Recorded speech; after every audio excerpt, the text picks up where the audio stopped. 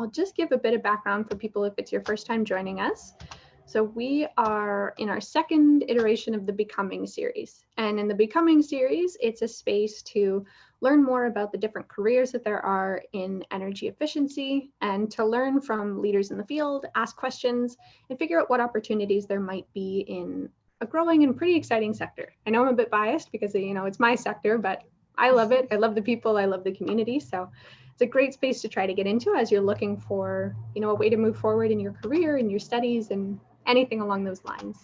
So we host the Becoming series once a month, and each month it's about a different person and their own story and their own career. So to give you a bit of background, Cara is president and CEO of Plug and Drive, a nonprofit that's working to accelerate the deployment of electric vehicles to maximize their environmental and economic benefits. On Cara's way to becoming an electric vehicle advocate, she's practiced law, she's worked in sustainable development at Ontario Power Generation, and was even selected as Woman of the Year in 2017. So that's pretty cool. And she's here to talk to you about electric vehicles and the opportunities that there are in there. So I will pass it over to you, Cara. Well, thank you. And thank you so much for inviting me. I'm very pleased to be here. I am going to talk to you about EVs and how I got into this. But of course, I'm open to all your questions, whatever they may be, whether they're related to electric cars or career path or anything else. So I'm just going to share my screen. As Kirstin said, I'm president and CEO of Plug and Drive, and Plug and Drive is a not-for-profit that promotes EVs. But I did a whole bunch of other things before that. And so here you go. Now we were going to get started here. I am very pleased to be here as part of the Becoming series. I'm going to start with a little bit about Plug and Drive and a little bit about me, and then we'll have lots of time for questions as Kirstin. I got into this really because I've spent my whole career, 25 years, working in sustainability, climate change. The thing that happened to me is I was working in the electricity sector. At that time, I was working at Ontario Power Generation.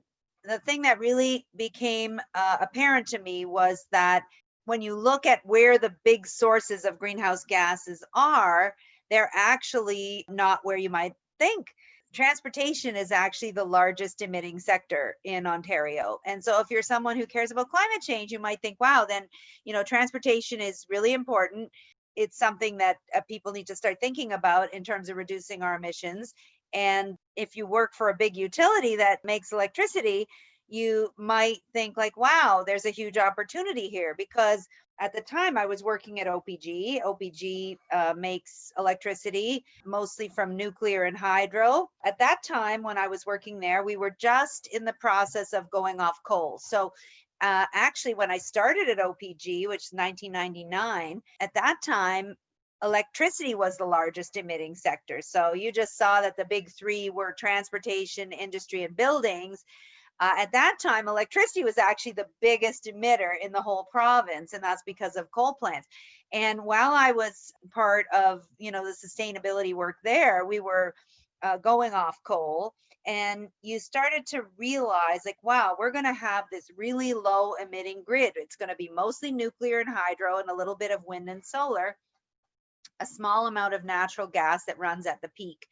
And when I say at the peak, that means like when demand is the most. So, when we're all putting everything on in the middle of the day, that's peak time. That's when natural gas runs. Overnight is when mostly nuclear and hydro run. And I had this realization that like, wow, we're going to have this basically nighttime electricity that's almost emission free. So nothing is emission free, by the way, but almost emission free. So I thought, wow. And then I suddenly heard in like around 2007, 2008, we started hearing that electric cars were coming, that GM was going to make this car called the Volt. And we heard about a car called the Nissan Leaf. And these cars were going to come out in 2010. And I had this sort of aha moment where I thought, well, we've got this very clean electricity here in Ontario. And when are you going to plug in your car? You're going to come home and you're going to plug it in at night when we basically had almost no emissions from the grid. And I thought, well, wouldn't it be amazing if we could persuade people to do it like that? Because Ontario actually gives away a lot of its electricity every night, because we run nuclear and hydro. Nuclear has to run 24/7 because it doesn't make sense to turn it on and off.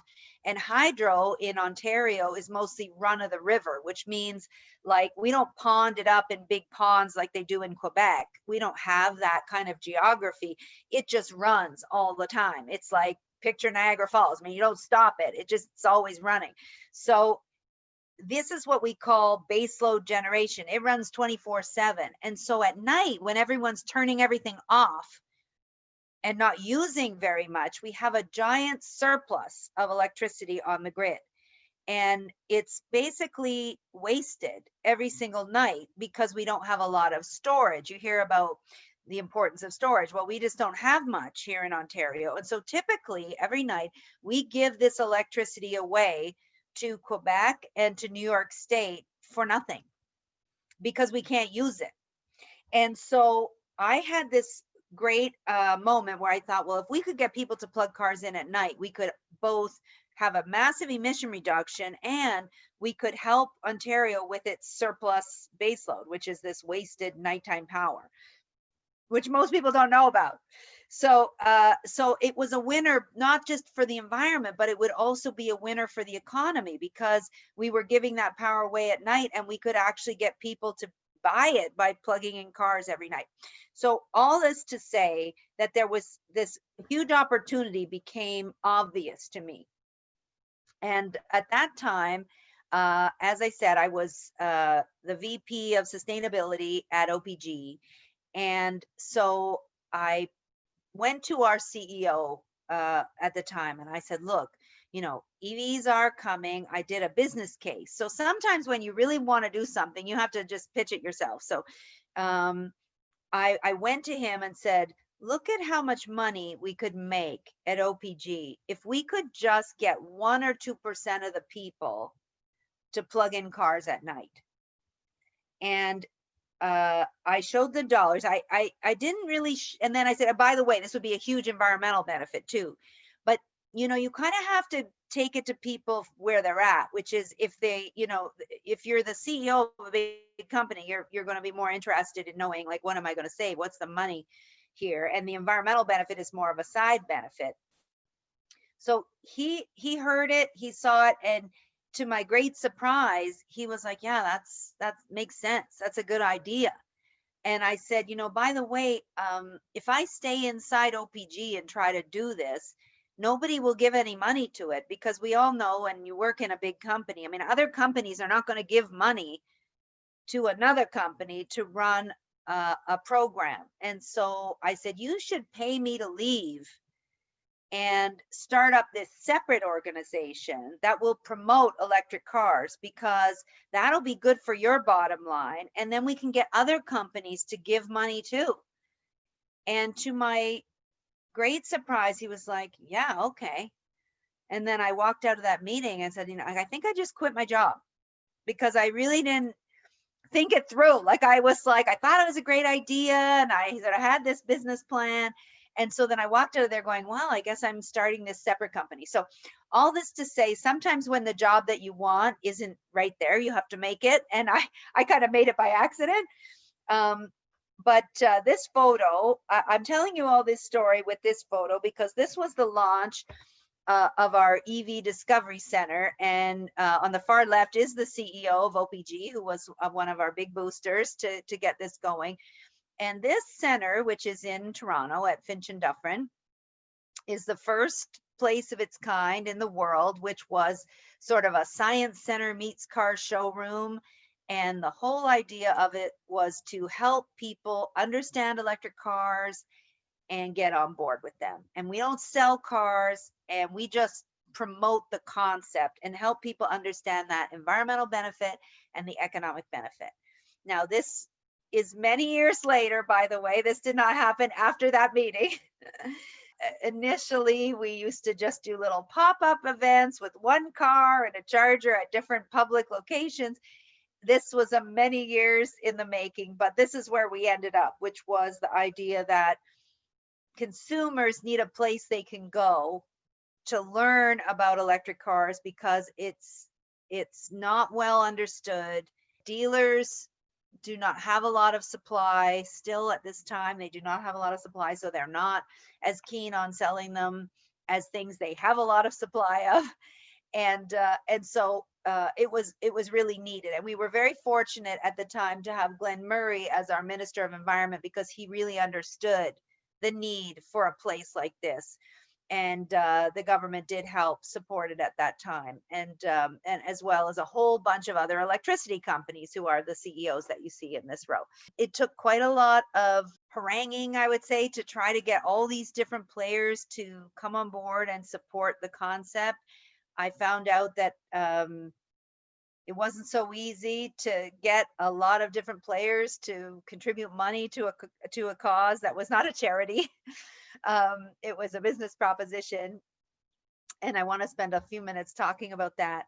But this was the outcome. In 2017, we opened the doors, and we've been promoting EVs through our EV Discovery Center, as well as with our road show, which is how we got started, going around from town to town with cars and chargers to help people understand the benefits. That's basically our business model, which is very much consumer education focused.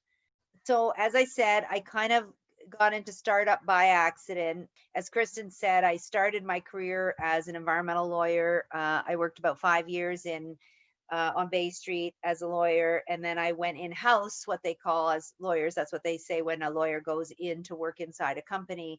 I went in-house to OPG to be their environmental lawyer, and then I moved into the VP sustainability role from the law division. So all my background was, I would say, big industry. I worked as a lawyer for big industry, and then I was the in-house lawyer for big industry, and then I was the sustainability expert for big industry. And when I decided to take this on, because I just really believed in it, I didn't realize that the main job would be to raise money. But one thing I will tell you, if you decide you want to do startup, is that is job 1, 2, and 3. That's the job, is raising money, whether it's a for-profit or a not-for-profit, because you can't do any activities without raising money. So that is the key activity that you have to do, and you have to decide that it's okay to be in the money raising game. A lot of people find a lot of disdain with raising money, or they think it's when they hear the word fundraising, they think that it's very distasteful somehow. I get a lot of negative reactions, but if you believe in what you're doing, raising money for it should be okay. And so you had to get okay with raising money. And what I thought when I started Plug and Drive, I thought, well, I'll raise a bunch of money, and then I'm going to do all these cool activities. I'm going to do cool projects. But what I found out is you raise the money, and then you start the cool project, and then you have this like, oh my God, like when this project is done in 6 months, I'll have no money. So I better raise the next money. And so actually someone else gets to do the cool project, and you got to go back to raising more money. So that's the job. I have to tell you, like I'm the face of it, but I'm also fundraiser number 1. And people say, well, couldn't you hire a fundraiser? No, because what CEO wants to meet with a fundraiser that you've delegated this to? They want to meet with the head of it. So even to this day, I'm into it 10 years. If it's a big amount we're asking for, I cannot send somebody to go do that for me. I have to do it. And so you got the message. Fundraising is a big thing. And it's not easy. I think the number 1 skill you need if you go into fundraising is you can't be deterred by negative responses. You're going to get lots of negative responses. You're going to get lots of people who are not on board and not going to give money. And you just have to be like, okay, on to the next one. You can't like really be deterred by that. You have to be very determined to continue. And so I have found being a person with like a lot of grit, who just like keeps going, even in the face of, no's, that's what you need. I understand why a lot of these groups don't succeed, because a lot of people go into not-for-profit because they really care about the issues, which I also do.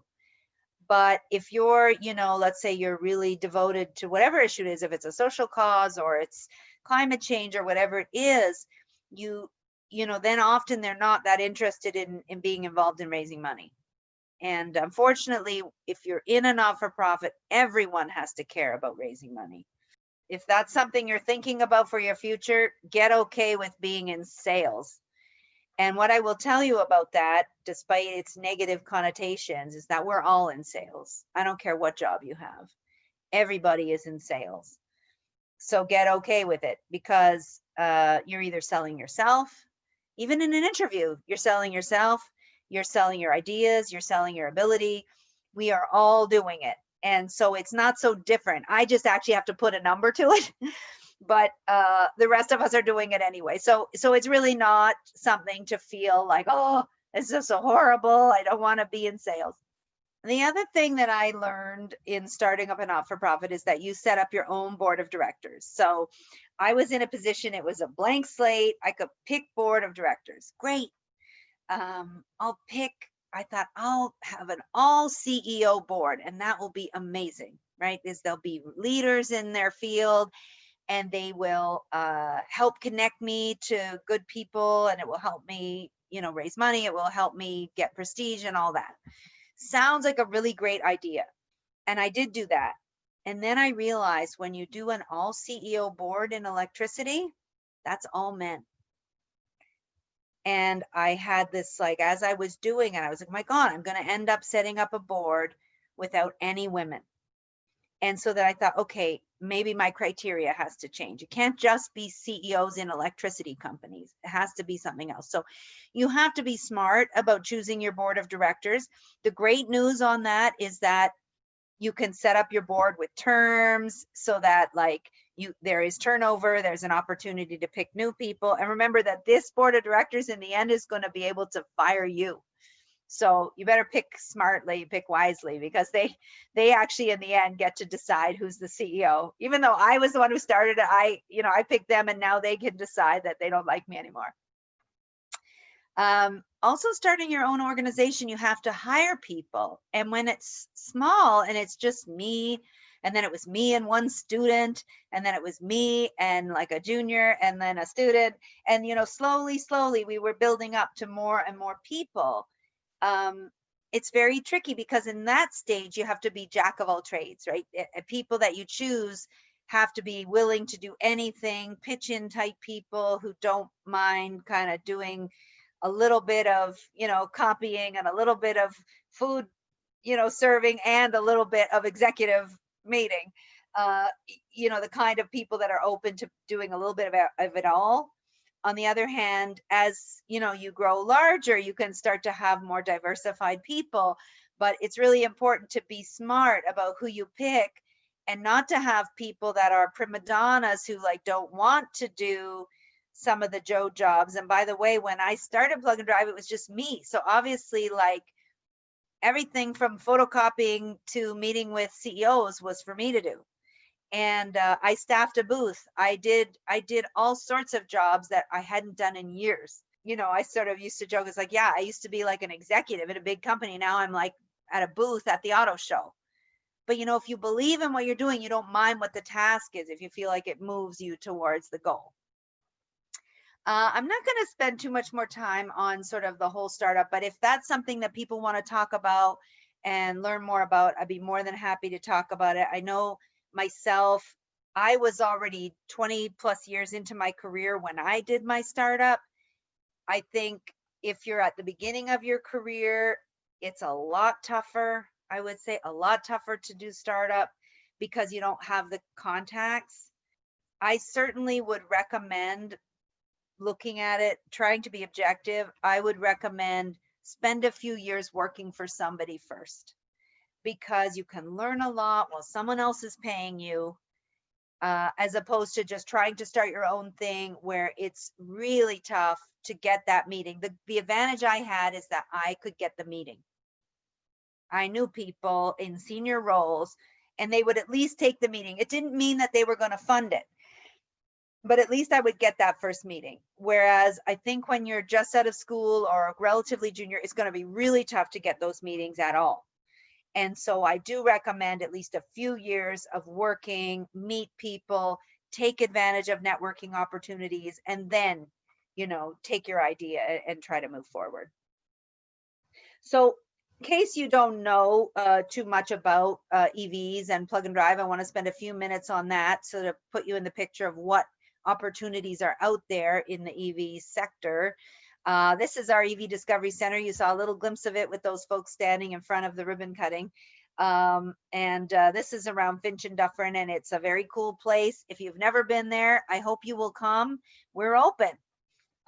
We are open on an appointment only basis. You have to go onto our website, pluganddrive.ca, and you have to book an appointment, but you get the whole place to yourself. Because of COVID, we are not having groups. We're only having visitors on an appointment basis. So you basically get a private tour and then a private test drive. And so it's a really great time actually to come to the center. Very COVID friendly. So you don't have to be worried about it. And of course, we've been in this game now for about almost 10 years. So when I started Plug and Drive, it was about 10 years ago. As I said, it was just me, and it was sort of figuring out what could a small organization really do to help people. And what I realized was we weren't going to make cars and we weren't going to make chargers, but what we could do is educate people, because people really didn't understand the benefits. And if we could educate people, maybe they would go and choose the car. And so that's how we got started. And still to this day, that's sort of 80% of what we're doing is really trying to educate people. We have a lot of different programs now to educate people, but these remain our key messages, which is, you're going to save money, you're going to reduce greenhouse gas emissions. EVs are not hard to charge. It's really easy. And there's actually lots of makes and models. And so these are the main things you learn if you come to the center or you go to one of our events. Hopefully one day we'll be able to have big events again. Right now, that's not on the table. But our focus is, of course, on consumer awareness, consumer education. We did just launch a new project, even in COVID. So I only tell you about this because I think it's important to see, like, there are good ideas you can still push ahead with, even in these crazy times.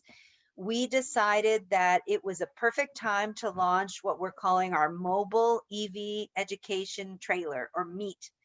And the idea is to bring the educational center to you rather than you having to come to the center, because the center is in a big city, which is great for a big market. But what we found out was that a lot of smaller towns, smaller markets, you couldn't justify having a whole bricks and mortar center. It's very expensive, and sponsors don't really want to pay for it because there's not enough people. So instead, we built this trailer that could go to a smaller city, and you can justify the cost because it's a lot less expensive. And the great benefit of it is it's outdoors, it's wide open. It's a trailer that pops open.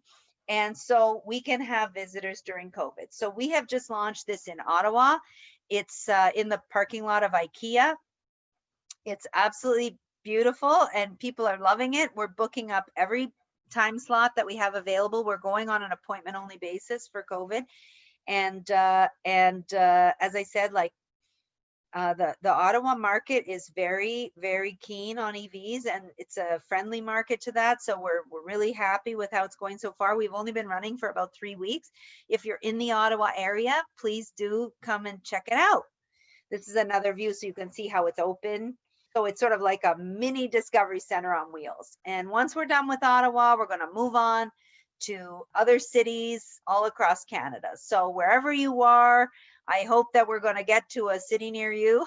The main barrier is cost, and we have to raise money to get to every town that we go to. So we're working on that, and we hope to be in BC actually is as our next stop. We're in Ottawa now. We hope to be in BC and Surrey in the new year. So stay tuned for that. And of course, I do run a not-for-profit. It's really important if you are in this business to thank the people who make it possible. So any talk that I'm giving, I always thank the sponsors. I couldn't do it if not for them. And as you can see, the key funders for Plug and Drive are who you might expect. They're electricity companies, and then automakers, and then folks who make charging stations. These folks a lot of them have been with me since the very beginning. They really believe in it. They think that this matters. And so I thank them very much for their support. And then I just wanted to spend a couple of minutes on used. I think that especially with a younger audience, which I believe this is going to be, of people that are entering their careers or early in their careers, a lot of people don't think about used as an opportunity. What I hear pretty much every day is, I would love to buy an EV, but I just can't afford it. They're too expensive. And we did a survey actually of gas car drivers and EV drivers, and that's what was confirmed, that people who bought a gas car thought EVs were too expensive. People who bought an EV tended to be higher income people, and they tended to say the main reason they bought it was for the environment, the environmental benefits. So it made us really realize, okay, we need to find a way to make EVs more affordable so that more people at the lower income level or early in their career could afford one. And that's where we came up with this idea of a used EV incentive. And we've partnered with a private philanthropist, the Mike Brigham Foundation. It's a family foundation, and they are funding this rebate where you can get $1,000 off a used EV. And Plug and Drive is administering that rebate.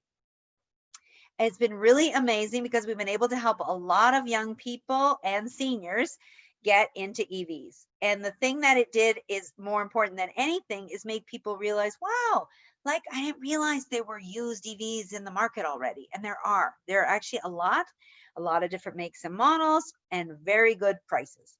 So if you haven't thought about it, this is a chance to think about it. I hope you'll check it out. This incentive will only last as long as the money lasts. And so it'll probably run out in, I'm going to say, February. Because it's been so popular. So it's been really great. We've given out more than 700 rebates so far. And that's just Ontario. It's an Ontario program right now. We're hoping, I just spoke to the federal government today, that they are going to push through with a used EV incentive for the whole country. Not sure. We'll find out when they make the budget announcements, but it looks promising. Anyway, it's still on their agenda. I hope so. And then the other thing we're doing is we've launched what we're calling our Scrappage incentive, which is if you buy a used EV and you scrap an old gas car, you get an extra $1,000. So this is only paired with the used EV purchase, but you can get $2,000 if you have an old clunker to get rid of and you buy a used EV. These are some of the things that we're doing in the meantime during COVID, because this we're doing all electronic by webinar and by they make their submissions to show that they purchased the used EV all electronically, so it can all be done. It's super popular. We're finding that people are really keen on this right now. I guess, you know, people who need a car, and many people never buy a new car. A used car that's an EV is perfect for green recovery. So if you haven't thought about it, I hope you will check it out. I want to mention one more thing before we kind of get into the career aspect. Plug and Drive has been, as I said, been around for 10 years, and our focus has been to encourage people to consider EVs because of primarily the environmental benefit, and they're going to save money. Those are the 1 and 2. Reduce emissions, save money. But one thing we haven't talked a lot about is the health benefit. And a study came out in the Greater Toronto area over the summer, where they did a modeling exercise and said, what would happen if all the vehicles, all the light duty, like the personal vehicles, were electric, or what if 50% of them were electric? And the results actually blew me away, because the health benefit and societal benefits are massive. And these are all things we didn't really think about before. We knew it would be beneficial for air quality and therefore for our lungs, but nobody had really done the analysis, and it is huge, the potential benefit. So just one more reason, if you aren't convinced that your next car should be electric, And I would say, by the way, if you can get away without a car, even better. But if you are somebody who needs a car, there are so many reasons to choose an electric car as your next car. And this analysis is really worth checking out if you're into really understanding how they figured it out. They took into account premature deaths and ER visits and asthma and all sorts of things. And there's literally billions on the table to save. And I think as we all talk about this green recovery coming out of COVID, it's a really important factor that many of us had not really included in our analysis in the past. So really important to think about. And I just wanted to sum up about the opportunities in the electricity sector, and in particular in the EV sector. I think even now the most hardened car guy would say EVs are here to stay. It's not an if anymore they'll succeed. It's just about when. It's about how long it might take for EVs to replace gas cars. But I think everyone agrees that they will replace gas cars. People like me just want it to happen faster than it will happen on its own. Because if you believe that climate change is an emergency, we can't wait for the market to just happen on its own. We have to do more to push it. But when you see the announcements, even in the last 2 weeks, these are all old announcements on my news page about oil and gas companies, getting into charging networks and the millions of vehicles sold worldwide, and China making announcements and Europe making announcements. But then we heard in the last 2 weeks, 2 major announcements out of the Ontario Ford government, which I have to say I did not expect, saying they're going to invest money in both Ford and Fiat Chrysler to build EVs here in Ontario. That is huge news, huge news. So we are going to be, once we're a maker of EVs, then there's no reason not to push selling them. And so that's really big news. And the other thing is we heard from our federal government in the throne speech that they agree that a green transition is necessary, and that encouraging more people to buy EVs is going to be part of it. So all that to say, this is a growth area. It really is a growing field, and there are so many ways that you can get involved. There are numerous companies setting up charging infrastructure here in Ontario and beyond, all across Canada. You have probably 10 different companies setting up shop, just growing, and they all have roles, both technical in terms of installation and software and hardware, as well as communications roles, administrative roles. So that's a big growth area. These 2 automakers just announced they're going to convert to EV. There's going to be all kinds of hiring for a different kind of employee that they're going to need. There's a lot of communications aspect to this. We still are, I have to say, I've been working on this 10 years, and I'm still giving presentations that I would consider somewhat EV 101. We're still at the beginning of teaching people why these things are beneficial. There's going to be a lot of need for people to communicate these messages to people. And so I'm going to stop with that, Kirstin, and let people ask me questions. I know in the chat, I see it bouncing down, that people are asking questions, and I'm more than happy to take their questions. This is me. I don't know if you can see me in my little box, but this is me in my first EV. This is the mighty Nissan Leaf 2011. I sold that car about a year ago, and now I drive a Chevy Bolt with a B, which has a bigger range. But I sold this car into someone who got the incentive, bought this car from me. So I was very happy to be participating in my own program. So with that, Kirstin, let's get to some questions. Perfect. Thank you, Cara.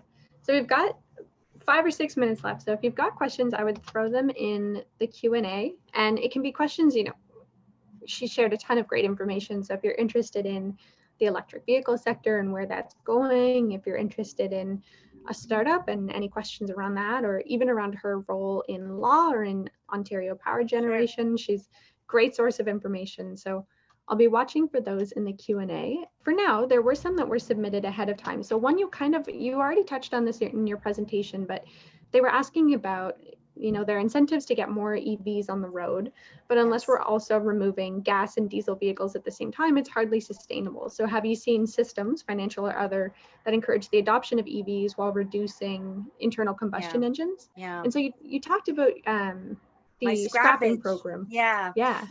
So that was an idea we had. And actually the funder, who's a real environmentalist, he helped me come up with that, because he felt exactly what the questioner felt, is that how are we going to get rid of these, especially the older vehicles are the highest emitting. The newer vehicles tend to be more efficient.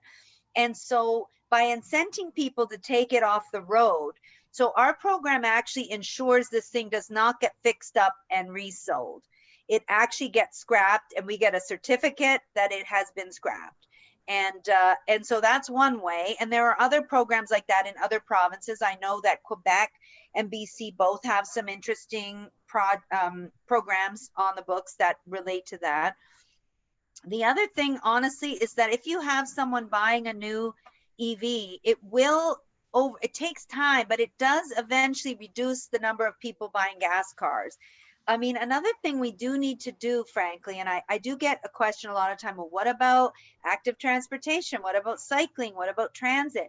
And I would just say, yes, like, this is not an either or. We don't want cars or transit, or, we have to do all the things. So I think we really do have to encourage more transit and more bike friendly cities and walkable cities. And you really only want people to use cars if they must. And I think we should be doing everything we can to get people out of cars, because even an EV, as good as it is in terms of emissions, it still contributes to congestion. And of course, making an EV is still got emissions involved with it. So nothing is perfect. It's better. And so we kind of put this forward as a solution for people who must drive, like they live in a place where there's no alternatives. But definitely we have to continue to work on transit. And I think it's especially challenging in COVID times when everyone's afraid of transit, and there's going to have to be huge effort done to get us all back comfortable with getting back on transit. That's a huge, I don't happen to be working on that, but I do think it's really important. Perfect. And so we have another question here from Andrea, and she says, first, she says, thank you. It was really interesting. She enjoyed the presentation. She has some questions about, is it possible to retrofit gas cars to become electric vehicles? It is. And there are people who do it. Unfortunately, it is kind of pricey to do it. And so you're probably better off, from a financial point of view, to buy a used EV than to try to retrofit an old car to be an EV. Now, where it makes sense is in trucking, because those vehicles are so expensive that actually you can put some battery packs into, let's say, a cube van, and actually that life of that cube van could go on. And especially when so many of us are getting things delivered right now, that to me is a place where you really could do conversions and it could be economic. But right now, conversions for cars is done more on a specialty basis. Like someone has a very special car that they love, like an old car that they really want to keep forever, and they might retrofit that. But for just a regular sedan or something, it just doesn't make economic sense. Okay, awesome. And so there's one question that's asking some specifics about the GM plant and deals with that, but I'll just encourage them to reach out to you via email after and this. You see my email address here, and I don't mind, by the way, if people email me. If I don't get back to you right away, I will get back to you, especially if it's career oriented. I do try to help young people as much as I can, and I am a busy person, but I will get back to you. So just have patience with me, but if you want to follow up with me, that's fine. Perfect. And with 1 minute left, I'll throw you one more question. What are some new areas of EV service and support startups that you're seeing? Things like remote chargers, rental loaners, repair, etc. So opportunities in service and startups. So there's so many interesting things happening on in this space. So there's someone who's coming up with an app where you could borrow someone's home charger, for example. And then there was recent announcements around autonomous like there's a new autonomous shuttle coming to Toronto that's electric, and it's going to just drive people like around downtown to like important sites. So there's all kinds of stuff. If you're interested in more about what companies are doing what, I recommend you to go to the Electric Mobility Canada website. They're the industry association for the EV sector. It's really cheap for individuals to join or for to like learn. And they're having a conference in November. And it's a really great way to find out what all the companies are doing in the EV sector. So I would suggest them as the best resource for that. Perfect. Okay, thank you so much. Thank you for all of the information you've shared and for joining us to talk about EVs. I know we missed some questions, and so I'm sorry to anybody who we missed. Definitely feel free to reach out, follow up, and we can keep these conversations going. Happy to do it. Awesome. And just before we go, I'm going to let everyone know that next month, I think it'll be November 19th, we're featuring Jordan Burnoof, who's a community energy catalyst and Indigenous clean energy leader. She's a consultant. Yeah, she's done a little bit of everything, and she has tons of information about getting involved in Indigenous and community-led clean energy projects. So hope to see everyone there. I'm going to join that. That sounds really interesting. Oh yeah, she's got some wild stories. So awesome. Thank you, Cara. Thank you everyone who joined us. Thanks for having me.